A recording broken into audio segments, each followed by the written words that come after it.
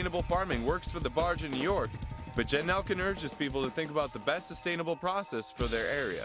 Sustainability is important for every decision that you make, and that decision that you do make is dependent on where you are and what is available to you.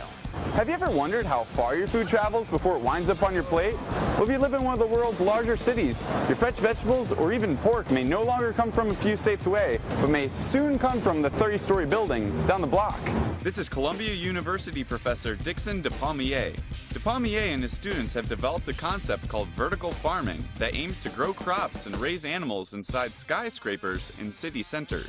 A vertical farm, in our view, is a tall building, transparent, in an urban center that grows our food.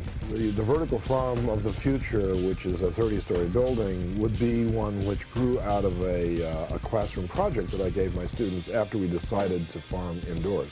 So I asked them how many stories high and how large a building would you have to build in order to feed 50,000 people a year. And they came back to me and said, it's 30 stories high, and it's a full city block, which is 5 acres of land. Through hydroponics, a solution-based method of growing crops without soil, and by decreasing the distance between producer and consumer, DePalmier believes vertical farming could significantly reduce our dependence on fossil fuels. He feels this would then, in turn, reduce food costs and lessen pollution. 1/5 of all the fossil fuels used in the United States is used for agriculture, either to plow the fields, to harvest the crops, to store the crops, to refrigerate them, or to ship them, or to process them further for value-added things like high fructose corn syrup, etc. So fossil fuels plays a huge role in normal agriculture. It will not play any role whatsoever in urban vertical farming, none. The idea of vertical farming has spread far beyond Columbia University and has now caught the attention of people around the world.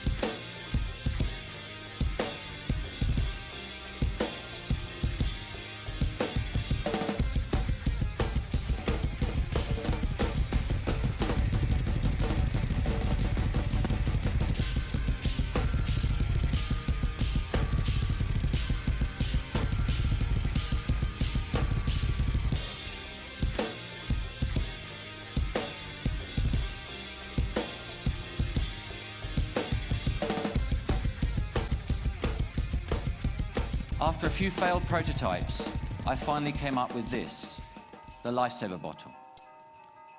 Okay, now for the science bit. Before Lifesaver, the best hand filters were only capable of filtering down to about 200 nanometers. The smallest bacteria is about 200 nanometers. So a 200 nanometer bacteria is going to get through a 200 nanometer hole. The smallest virus, on the other hand, is about 25 nanometers. So that's definitely going to get through those 200 nanometer holes. Lifesaver pores are 15 nanometers. So nothing's getting through. We've got some water from the River Cherwell and the River Thames that flow through here, and this is the water.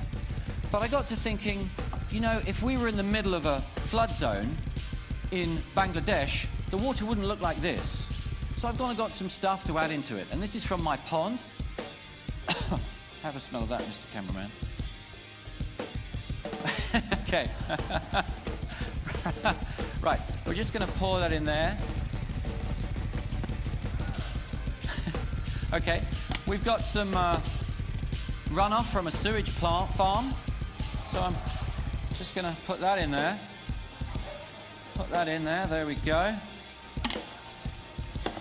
And some other bits and pieces. Chuck that in there. And I've got a little gift here from a friend of mine's rabbit. So we're just going to put that in there as well. Okay. Now, the Lifesaver bottle works really simply. You just scoop the water up. Today I'm going to use a jug just to show you all. Let's get a bit of that poo in there. That's not dirty enough. Let's just stir that up a little bit. Okay. So I'm going to take this really filthy water and put it in here. Do you want a drink yet? Okay. There we go. Replace the top. Give it a few pumps, okay? That's all that's necessary. Now, as soon as I pop the teat, sterile drinking water is going to come out. I've got to be quick. Okay, you ready? There we go. Mind the electrics. That is safe, sterile drinking water. Good. There you go, Chris.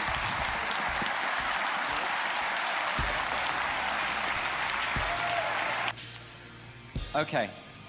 Lifesaver bottle is used by thousands of people around the world. It'll last for 6,000 litres, and when it's expired using fail-safe technology, the system will shut off, protecting the user. Pop the cartridge out, pop a new one in, it's good for another 6,000 litres. So let's look at the applications. Traditionally in a crisis, what do? We ship water. Then, after a few weeks, we set up camps. And people are forced to come into the camps to get their safe drinking water. What happens when 20,000 people congregate in a camp? Diseases spread.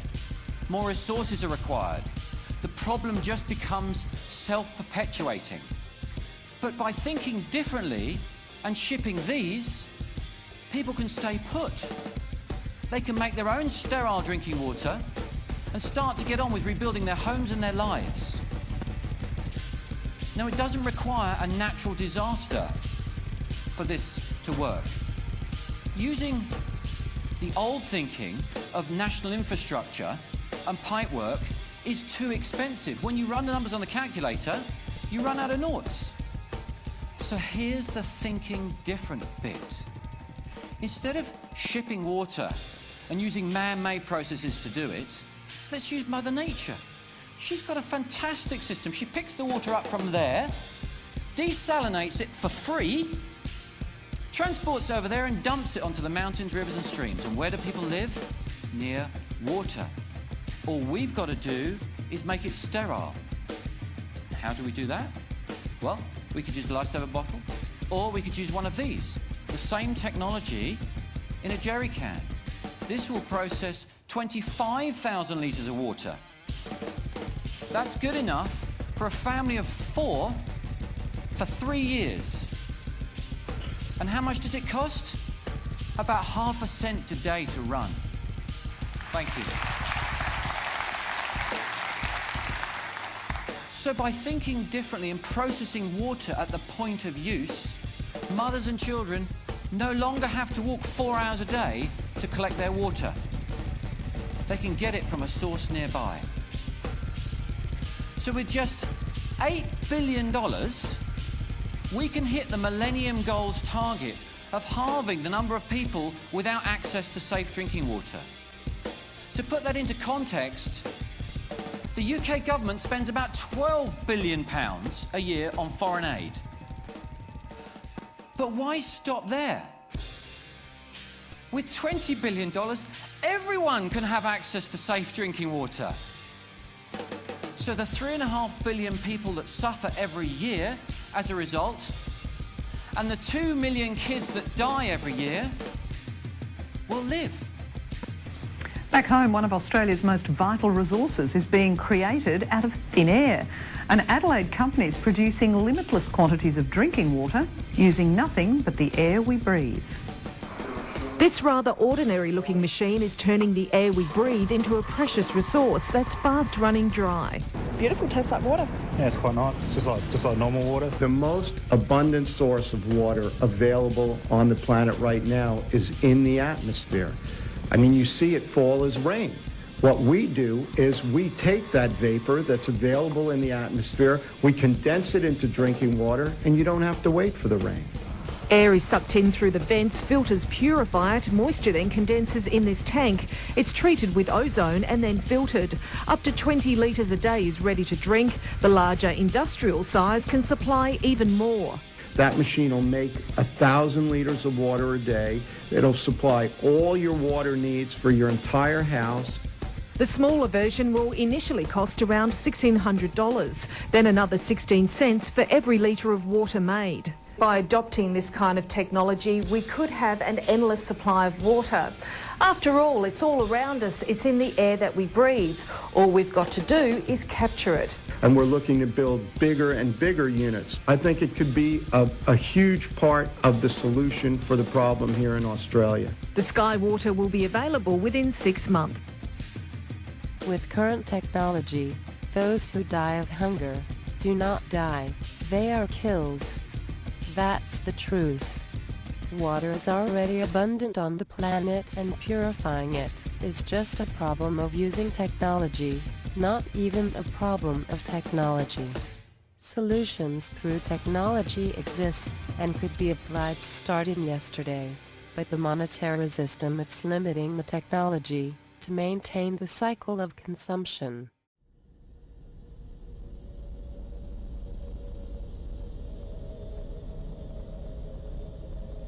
If, into an organization created by some intelligent beings, the main concerns are not their necessities, then the organization itself must be the one to blame.